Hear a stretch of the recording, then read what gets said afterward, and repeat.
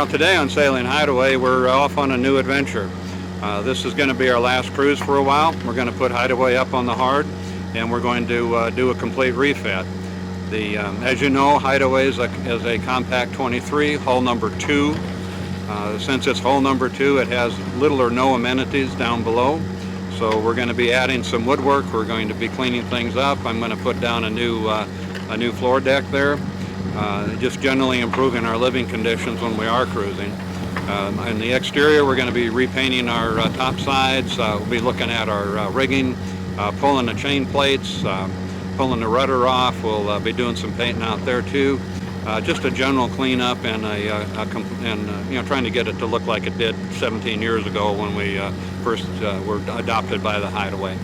This time we'll try something different. In the past, do-it-yourself things, we've just done it and then posted a video, and then the good suggestions come in after we've already done the work. So this time I want to show you what the work is and then get some ideas from you. I've often been told that if you're going to get something done, you should start at the top. So this is the inside top of our cabin, and over the years it started as a just some minor cracking like this, but now it's gotten to the point where things are flaking off, and that can be a little disconcerting if you're trying to take a nap. So the question is, what do you do to fix it? Obviously it'll have to be scraped off, but then I'm debating on whether to go to some sort of a cabin, a headliner like you see on the boats, other boats. I don't want to make our head room any less than what it is now, or at least not appreciably so. So I'm divided as to whether I should just scrape and paint, or if we should try to put something else up there. So if anybody's got ideas, I'm certainly open to them. One of the things I really liked about the newer Compacs is they have a kind of a white beaded look, beaded board look. But in looking at it and doing the measurements, I find that even a 48-inch wide piece of this material is not going to cover. So it'd be extremely difficult to get it inside the boat in any type of a fashion that will actually work. I've looked at some liners that have perforations in them that you could glue up here, but the perforations are supposed to help prevent mildew. But in this hot, humid environment in Florida, where we have temperatures inside the cabin here can get over 100 degrees when it's locked up, I'm a little bit leery of that. And then with the humidity, I don't know that I want a bunch of holes up there that can that can attract mold and whatnot. So if any of you have done this before, let me know so I can get some ideas on what to do with that. The next thing we're going to work on then will be the side panels. Now, years ago when we got the boat, I just painted a full finish of wood, and that's been fine, but we're finding the same thing starting to happen to it. Now, of course, the ports will have to be taken out to put in some kind of a wood setup there, but I'm willing to do that. I should say in the beginning that the ports aren't leaking, so that's kind of a scary thing to get involved with. What I'm thinking about doing here is building out a little wood support and then having vertical pieces of some type of a beaded wood look that would go all the way through the cabin. So that I think is doable with some creative epoxy and that sort of thing. Of course, the wood would be held in place by the ports this way, so I don't know that there'd be any real risk of anything happening to it. The other thing we want to look at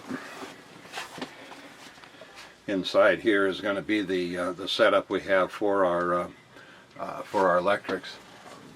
I built a swinging arm that allows us to view the instruments from outside, but I still have a ways to go on getting the wiring connected, because right now that's how we start our this is how we start our depth finder, and that's just not proper.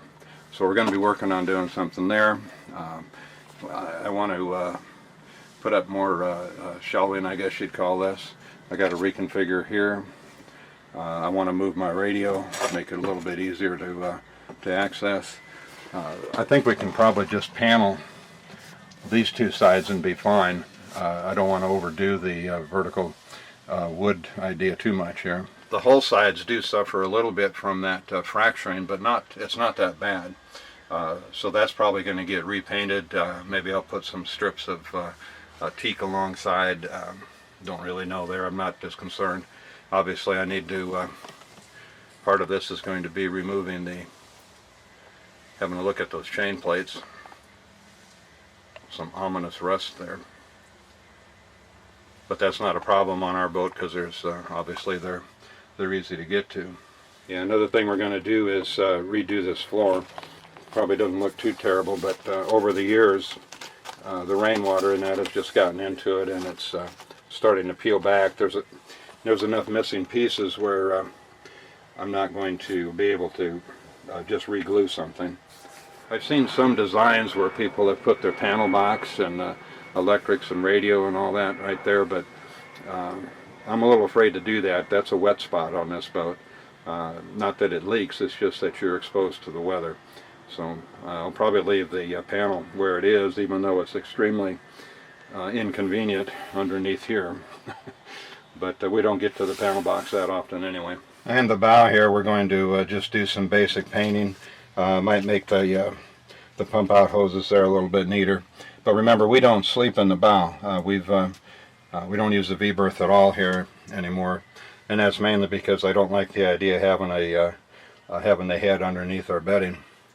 I'm not going to do much to my vanity arrangement here. I'm happy with how that's working now. So a lot of this, we'll just retouch we'll repaint some of this, maybe brighten up the inside a bit. And then in here we'll just try to go around and put in some type of a wood filler. Yeah, most of this interior work is just going to be making it look better. There's really nothing wrong function-wise with most things, and there's certainly nothing wrong structurally with any of the boat. After we're done with this part, I'm going to move outside and repaint the decks. When I say repaint the decks, it'll just be the non-skid area like I've done before. Apparently didn't put enough coats of paint on it because it's just wearing off. That'll be for another day. The biggest challenge so far has been finding room in the garage for all the things that are in the boat. But you know how that goes.